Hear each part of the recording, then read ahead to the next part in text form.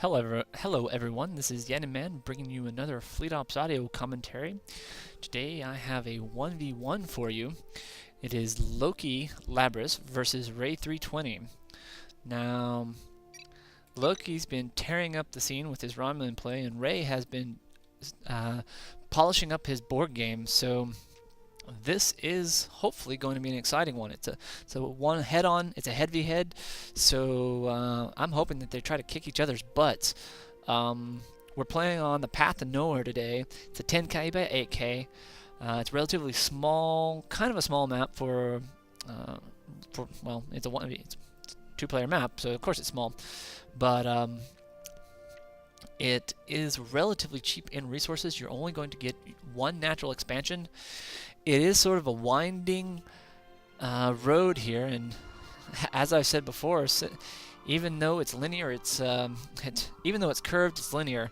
So you've got completely linear progression. You are going to move down into your expansion, and then you're going to move back up into your opponent's expansion, then you're going to move into his main. Though I have to say that there are these red nebulas, the nucleon nebulas, that allow some shortcuts if you want to do it. So Borg do get a little bit of advantage here because they have larger ships, so they can withstand this damage a lot better.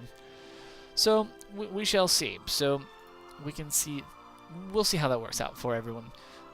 Loki moving into Laval's very early on. This, as you can see, there's no strike here, so this is a hell of. There's the Circas as well. That's and he is moving. He has immediately put up both a research institute and a star yard. This guy is serious about getting on the board fast. Most players put up their star yard and a mining colony at the same time. Loki has opted to go immediately into both his research institute and the star yard, and he's looking to get out in front of this game in a hurry. So let's see what Ray is going to try to do to this. Ray is moving into his conduction matrix, and he is doing the energy nodes level 1, just like a normal board player. So we notice that Ray is also playing an optimized game, and hopefully we'll see some decent tech out of this guy and some decent play.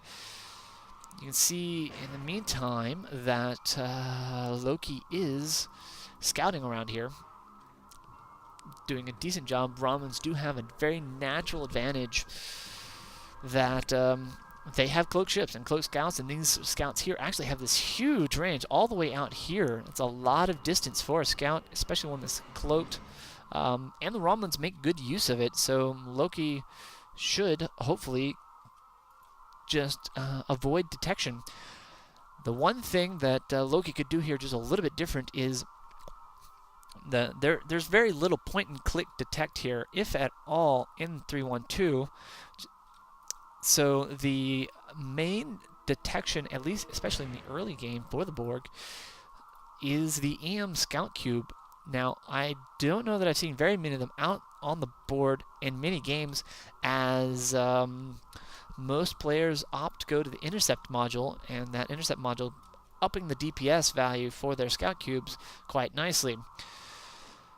But if there was an EM out here, this is a potential place for conflict. This one scout could get detected by an EM. I know, I'm nitpicking. Shoot me later. Anyways, I'm sorry. Did I say I don't ever see one of these? It is an EM field. Wow. Okay, so Ray being cognizant, very cognizant, that there are potential scouts out here. Now, the one thing here that I'm not exactly completely sure about this is, and people can correct me, yes, the scout cube must be in combat to emit this field. So it looks like Ray is trying to move around and potentially find the scout, but that's not how that works. You actually have to be in combat. So really, if someone is trying to run away, that is only when that works. So in the meantime, Romulans doing a good job. Loki moving into his expansion, odd little bit moving into the Tritanium. I would expect the Dilithium, but whatever. Borg on the move with one intercept module. Oh, I'm sorry, that's a beam module. May or may not be a good call here. The Romulans looking potentially to intercept this could get off they do have their repair. That is going to give them a little bit more extra tankage. You can see that the Metaphasic Disruptor off of those two beams, taking down this one probe to 50%. In the meantime, though, the Romulans need... Okay, so all Ray's got to do is need to back this guy away and keep these guys on this Laval. That Laval is got no energy, and because of this EM here... Okay, now here comes the EM special after that cloak. So the Romulans losing advantage. Excellent. Good job, Ray. So... Loki, in the process of going after this probe, going to at least get a trade off of it. And so, get a chance to see the EM in action, and I have to say, I like it. You cannot... let's see if they have managed to stay in combat, and no. Unfortunately, Loki, onto what's going on here. Cloaking outside of the range of those... out of combat, making sure that they stay out of combat. All right, so that has an interesting trade. I actually think that the Romulans didn't get the upper end of the bargain there, losing a Laval over just taking out a scout. We may actually see some torpedo rains up and about here shortly, as those are quite good against Borg. Borg with 3 ships putting pressure on the board here, neutralizing the cloak advantage of the Romulans. And I have to say, this is stuff that you don't normally see unless you have 2 cloaking races. So the Borg going to press their advantage, looking to take out one of the ships. I don't see where it went. Looks like he moved it away in anticipation. Oh no, here it is, and these guys are going to end up taking it out. The question is, this is going to be an easy kill for these guys. We're going to do a little bit of something, see if this gives us any sort of beautiful view here. Sorry, just had to try that out for half a second. Anyways, so back into the real tactical advantage. Borg moving around, slowly gathering their forces. A dodecahedron out on the board. This is I believe, this is a regen adaptive matrix guy.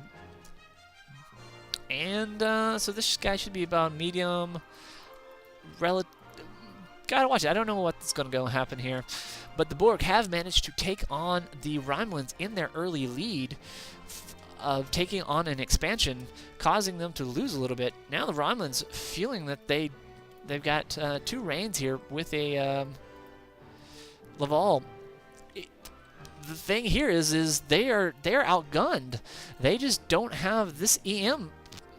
This EM Scout Cube is going to put a lot of pressure on, and they are not wanting to. They have all of these mining freighters doing nothing at the moment. And I think the Borg are looking to press their advantage. They know something's running around somewhere.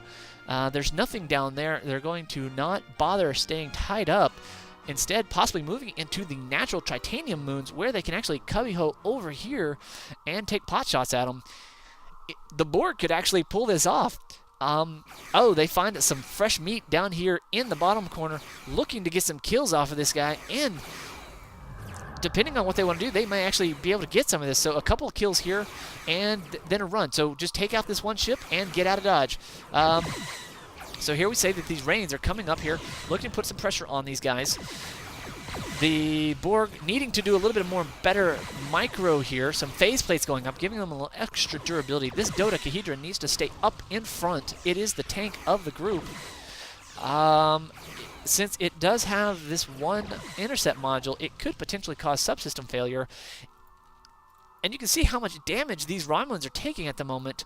Loki under a little bit of pressure to figure out how to deal with the Borg. And the Borg have successfully moved into halfway into their natural expansion. Loki, aware of this, not really sure what he's going to be able to do, and another dodecahedron on the way. Borg moving very nicely, very smoothly into the early mid game, the